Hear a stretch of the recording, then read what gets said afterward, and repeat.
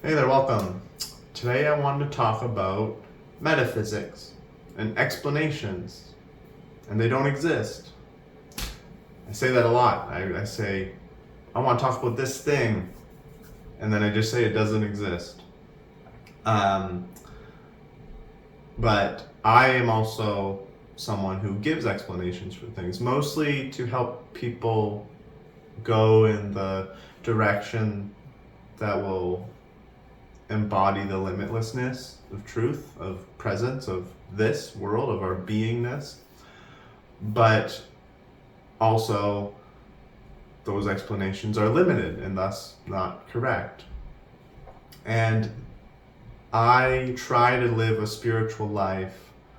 I have the wisdom received through existence that there's no such thing as metaphysics.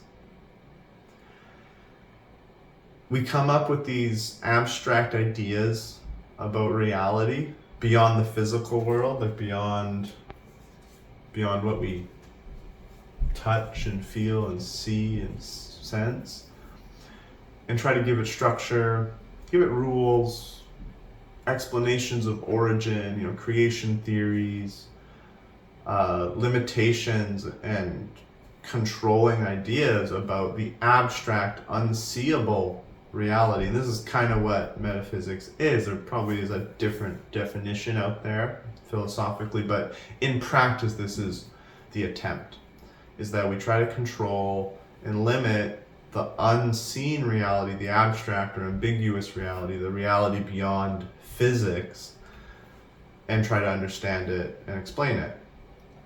But they're all wrong. They're all wrong right from the start. One, we have no reason to trust any of them. It's just something someone's saying. We know that people can hallucinate. We can imagine things, we can fantasize, we can create things, we can mix and match memories. We can just keep doing that with our mind formlessly and seemingly endlessly until, I guess, we pass.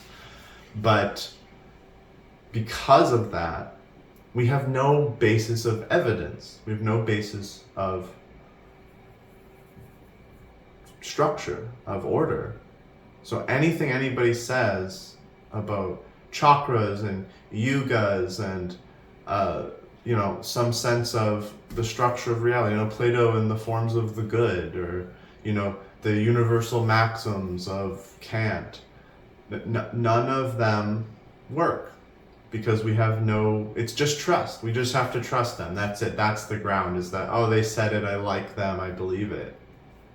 But if we're seeking truth as a yogic practitioner, which is the goal of yoga, of all the yogic paths, to reach enlightenment, which is having nothing but truth, nothing but reality itself, call it enlightenment, nirvana, moksha, whatever, then we can't dance with metaphysics, not in any substantial sense. We can talk about them, we can use the vocabulary, we can let words happen for certain intentions and just the, communicative portion of reality, but we can't believe them. We can't actually be like, yes, this is how it is, because we know there's no stance of evidence. And we know that there are other explanations out there that have equally no stance of evidence, whether it's the Buddhist metaphysics of Tibet or the Hindu metaphysics of karma yoga. Doesn't matter. We have no, other than our own preference, we have no stance to trust one over the other. Similar to the video I made where I talk about superiority. It's like there's no real ground that we can call something superior and something inferior, since it's all just infinite. And there's no reference point, there's no limit to anything, so it's all just connected. We're just calling the same thing superior and inferior in the end.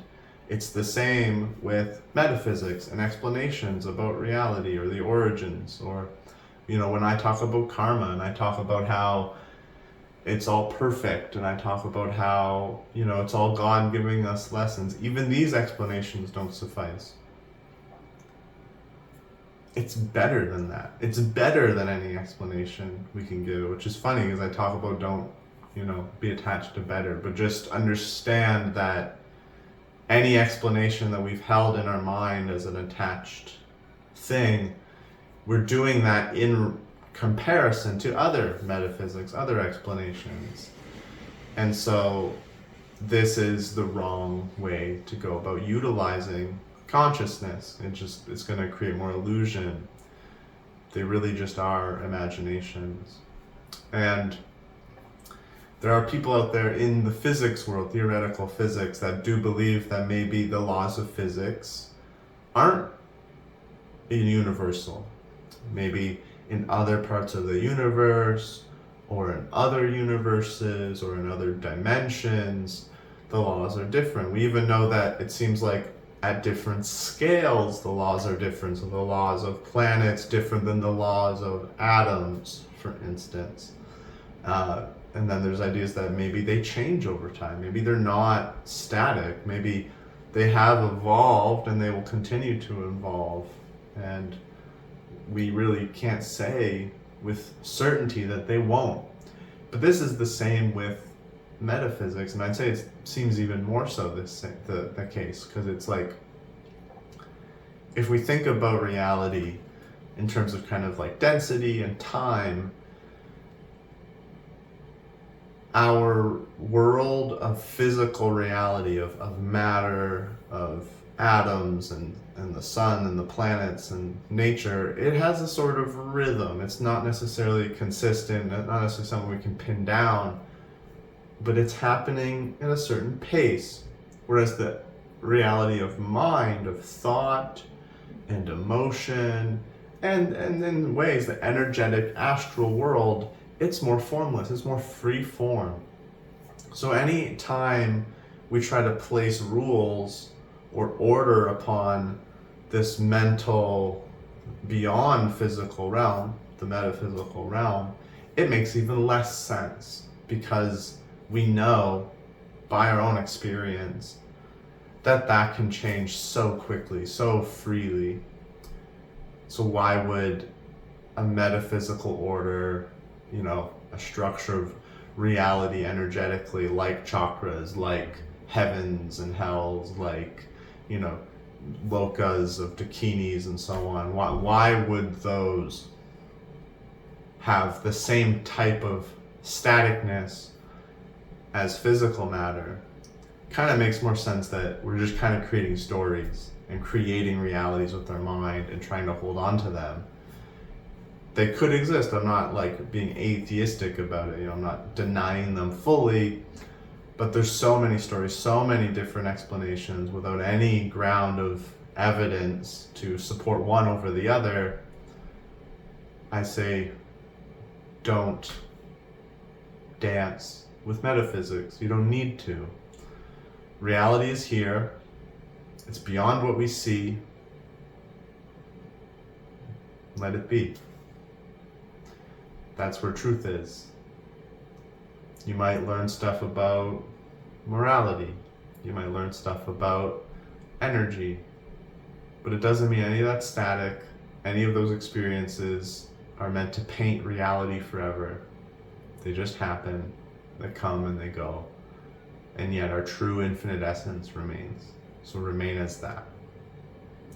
Thank you for watching. Om Sai Ram.